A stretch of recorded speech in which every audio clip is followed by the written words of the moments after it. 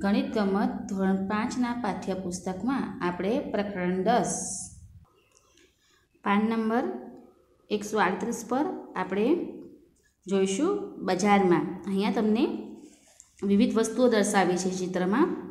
તો તમારે ચિત્રમાં એ વસ્તુનો તમારે અહીંયા ભાવ લખ્યો છે કે એક કેળાની કિંમત 2.50 પૈસા એટલે 2 રૂપિયા અને 50 પૈસા.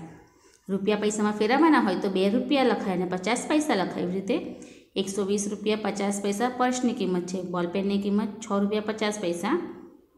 અહીંયા તમને ચપ્પલની કિંમત બતાવી છે 32 રૂપિયા 99 પૈસા. માચિસની કિંમત 0.50 પૈસા. સાબુની કિંમત 8.75 પૈસા અને ઘડિયાળની કિંમત 567.25 રૂપિયા બતાવી છે. તો તમારે આના આધારે પાન નંબર 139 પર જે પ્રશ્ન છે એ તમારે જોવાના છે.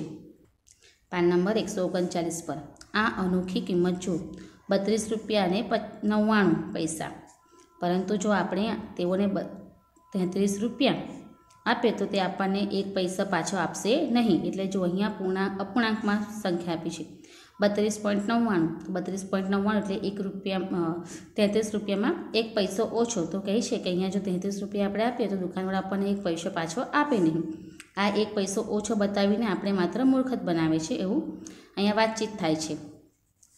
તો 1 પૈસો એ 1 રૂપિયાનો સમભાગ છે. આપણે શીખી ગયા છે કે 1 રૂપિયો બરાબર 100 પૈસા, એટલે 1 રૂપિયો એ 1 પૈસાનો સમભાગ છે, ખરું ને? જેને આપણે 0.01 વડે દર્શાવીએ છીએ.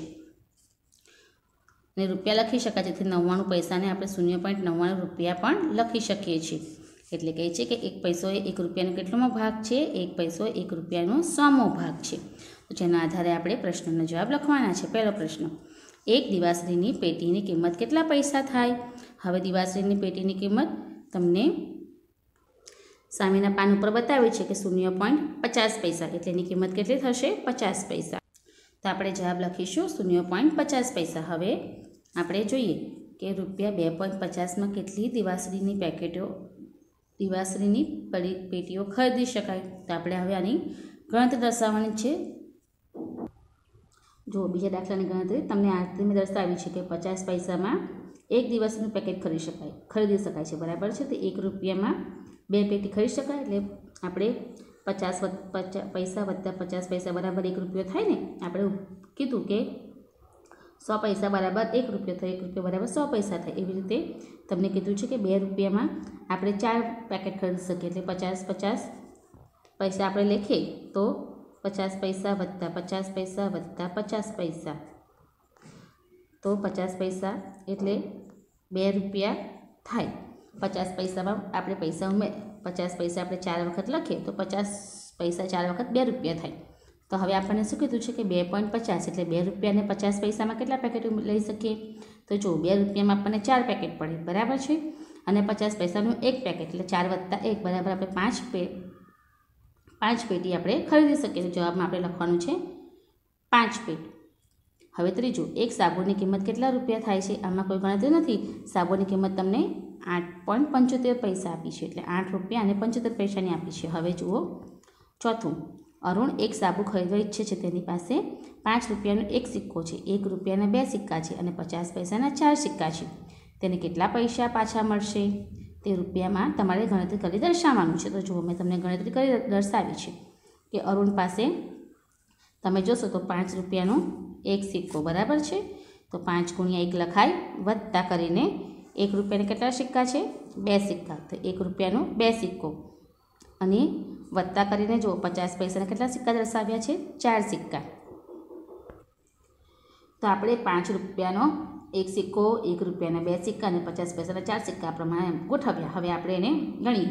5 એકા 5, 1 દુ અને અહીંયા જો 50 પૈસાને 4 વખત આપણે કેટલા લખીશું? 2 રૂપિયા. એ આગળ આપણે શીખી ગયા. હવે આ બધાનો સરવાળો 5 ને 2 7 ને 2 9 રૂપિયા થયું, બરાબર છે? સાબુની કિંમત કેટલી આપી છે આપણને? 8 રૂપિયા અને 75 પૈસા.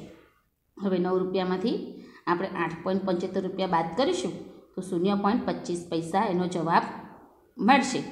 જે આપણે કીધું છે કે તમારે એને દર્શાવવાનું છે રૂપિયામાં. એટલે આપણે સાબુની કિંમત કેટલું લખીશું? જવાબ આપણો આવશે 25 પૈસા અથવા 0.25 રૂપિયા. આ પ્રમાણે તમારે ચોથા દાખલાની ગણતરી દર્શાવવાની છે. હવે પાંચમા પ્રશ્નમાં તમને એ આપ્યું છે કે એક કેળાની કિંમત ₹2.50 છે, તો 1.5 ડઝન કેળાની કિંમત કેટલા રૂપિયા થાય? તો જુઓ, તમને ખ્યાલ હશે કે 1 ડઝન બરાબર કેટલા નંગ થાય? 12 ડઝન છે એટલે કોઈ પણ વસ્તુ ડઝનમાં હોય તેના 12 નંગ થાય. હવે આપણને કીધું છે કે 1 ડઝન 12 નંગ થાય, તો હવે 1.5 ડઝન કીધું છે એટલે આપણે એકના અડધા કેટલા થાય? 6 થાય. એટલે 12 + 6 કરીશું તો કુલ એટલે 1.5 ડઝને કેટલા નંગ થયા? 18 નંગ થયા. 18 નંગ એટલે 1.5 ડઝન થાય છે. તો જો આપણે પદ મૂકીશું કે એક કેળાની કિંમત કેટલી છે? ₹2.50. તો આપણે 18 કેળાની કિંમત શોધવાની છે. તો 18 × 2.50 તમે કરશો તો ₹45 આવશે. અથવા જો 18 × 2 એટલે 18 કેળાની કિંમત ₹2 એટલે ₹36 એ થયા. હવે આપણે 18ના અડધા લેવાના.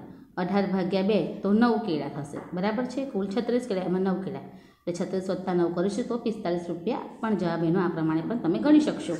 હવે બીજું, એમાં બી, કાનન પાસે ₹60માંથી 1.5 ડઝન કેળા ખરીદે છે તથા બાકી વધેલા પૈસામાંથી પેન ખરીદે છે. તો કાનન કેટલી પેન ખરીદી શકે? તેની પાસે કેટલા રૂપિયા વધશે? તો જુઓ, હવે આપણે શોધવાનું છે. કાનન પાસે કેટલા રૂપિયા છે? ₹60. બરાબર છે? અને 1.5 ડઝન કેળા કેટલાને લીધા? ₹45. જે આપણે આગળ ગણતરી કરી. તો 60માંથી 45 જશે તો ₹15 એની પાસે વધશે. હવે એને પેન લેવાની છે. પેનની કિંમત કેટલા રૂપિયા છે? ₹6.50ની પેન છે. તો આપણે જોઈએ તો એક પેનની કિંમત ₹6.50 છે. તો એને 2 પેન લેવી હોય તો 2 × 6.50 તો ₹13 ચૂકવવા પડશે. અને 3 પેન લેવી હોય તો ₹6.50 લખીને ₹19.50 ચૂકવવા પડશે. બરાબર છે? પણ આપણી પાસે કેટલા રૂપિયા છે? ₹15 છે. બરાબર છે? અને 3 પેન ખરીદવા માટે ₹19.50 આપણને ચૂકવી ન શકીએ 3 પેન માટે. એટલે આપણે કેટલી પેન લેવી પડે? 2 પેન જ લેવી પડે. 2 પેન કેટલા રૂપિયાની થશે? ₹13ની થશે. એટલે આપણે જોઈએ કે કાનન પાસે બાકીની રકમમાંથી 2 પેન ખરીદી શકાશે. કારણ કે જો ત્રીજા પેનની કિંમત કેટલી છે? ₹19.50. એટલે આપણે 3 પેન ખરીદી શકીએ નહીં. તો જો આપણે ₹15માંથી 13 પેન ખરીદીશું તો 2 પેન ખરીદીશું તો કાનન પાસે કેટલા રૂપિયા વધશે? ₹2 વધશે. એટલે કાનન પાસે 2 પેન ખરીદ્યા બાદ ₹2 વધે. પ્રશ્ન 6. શું હું ₹13માં 2 પેન ખરીદી શકું? 2 પેનની કિંમત ખાલી જગ્યા રૂપિયા થાય. શું તે 2 પેન ખરીદી શકશે? તો જો, આપણે કીધું છે કે એક પેનની કિંમત કેટલી હતી?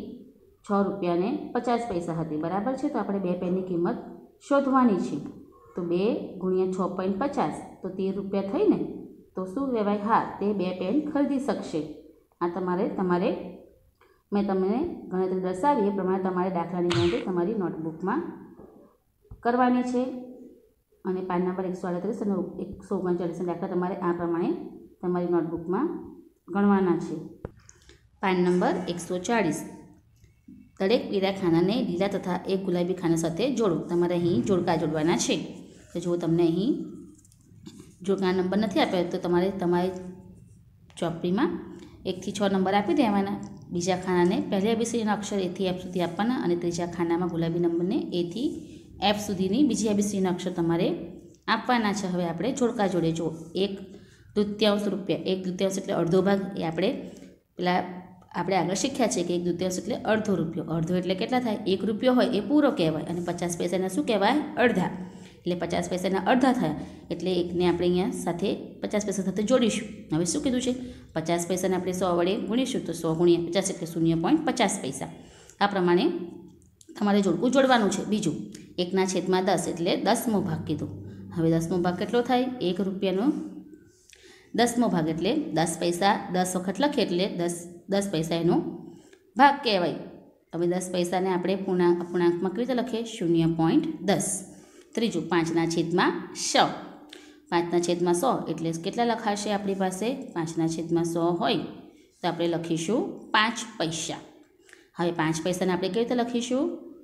તો આપણે 5 પૈસાને લખીશું 0.05 પૈસા. 100 વડે છે એટલે આપણે 5 આગળ 0.05 પૈસા લખીશું. 3/4 ભાગ. 3/4 એટલે ચોથાનો ત્રીજો ભાગ એટલે ₹1નો ચોથો ભાગ કયો થાય? 25 પૈસા થાય. અને 25 પૈસા 3 વખત લખીશું તો કેટલા થશે? 75 પૈસા. એટલે અહીંયા આવશે 75 પૈસા. હવે 75 પૈસાને આપણે અપૂર્ણાંકમાં એ રીતે લખીશું તો 0.75 પૈસા. આ પ્રમાણે તમારે જવાબ લખાશે. હવે 99 ના છેદમાં 100 રૂપિયા. તો આપણે લખીશું અને પૈસામાં ફેરવીશું તો 99 પૈસા થશે અને એના લખીશું તો અહીંયા 0.99 1/4 રૂપિયા. 1/4 રૂપિયા એટલે કેટલા થશે? 25 પૈસા. 25 પૈસાને આપણે કેવી રીતે લખીશું? 0.25 પૈસા. આ પ્રમાણે તમારે જોડવાનું છે અને તમારે ખાનું પૂરું કરવાનું છે જોડકાનું. જો મેં તમને અહીં લખીને બતાવ્યું છે કે પહેલા ખાનામાં દી છે તો આ પહેલું ખાનું, અહીંયા દી, એની સામે જવાબ કયો લખવાનો છે આપણે? 0.50 પૈસા. એવી રીતે બીજું ખાનું બીજા નંબરમાં 1/10 છે તો આપણે શું લખ્યું છે? એની સાથે એફ જોડીશું. એફ સાથે આપણે શું જોડ્યું? ડી, કે 1 એની સાથે લખીશું આપણે એફમાં 10 પૈસા અને ડીમાં લખીશું 0.10 પૈસા. તો આ પ્રમાણે તમારે પાન નંબર 140નું જોડકું તમારે ચોપડીમાં પણ પૂરું કરવાનું છે અને દાખલા સાથે આ જોડકું પણ તમારે તમારી નોટબુકમાં સામે જવાબ લખી દેવાનું કે 1/2 એટલે શું કહેવાય? 50 પૈસા અને સામે લખવાનું 10.50 પૈસા. એટલે તમારે જોડવાનું ન રહે, તમે સીધો જવાબ સામે લખી શકો છો. એના પછી છે રંગબેરંગી ડિઝાઇન. આ કાગળનો કેટલામો ભાગ વાદળી રંગનો છે? તો અહીંયા જો તમને કોષ્ટક આપ્યું છે, આ કોષ્ટકમાં તમને અહીંયા આ ખાનાના આપણે 10 ભાગ કરીએ તો આ વાદળી રંગ કેટલો થાય? વાદળી રંગ અહીંયા 10 આપ્યા છે તો પહેલું 1/10 થાય. બીજું, આ કાગળનો કેટલો ભાગ લીલા રંગનો છે? હવે લીલા રંગનો ભાગ અહીંયા છે, અહીંયા પણ લીલા રંગનો ભાગ છે તો લીલા રંગ કેટલા છે? 1, 2 અને 3 દર્શાવ્યા છે. બરાબર છે? 1, 2 અને 3 આ લીલો રંગ દર્શાવ્યો છે તો 3/10 લખાશે. એના પછી કયો રંગ આ કાગળના 0.2 ભાગ જેટલો છે? 0.2 જેટલો ભાગ એટલે 2/10. તો આ પીળો રંગ, જો પીળો રંગ 2/10 એટલે પીળો રંગ એ 2/10 એટલે 0.2 જેટલો ભાગ છે. અરે આ કાગળનો 0.1મો ભાગ તો વાદળી પટ્ટીનો છે એટલે અહીં દર્શાવ્યું છે, આપણે શીખ્યા ને કે પહેલો ભાગ એનો 1/10 એટલે 0.1 જેટલો છે.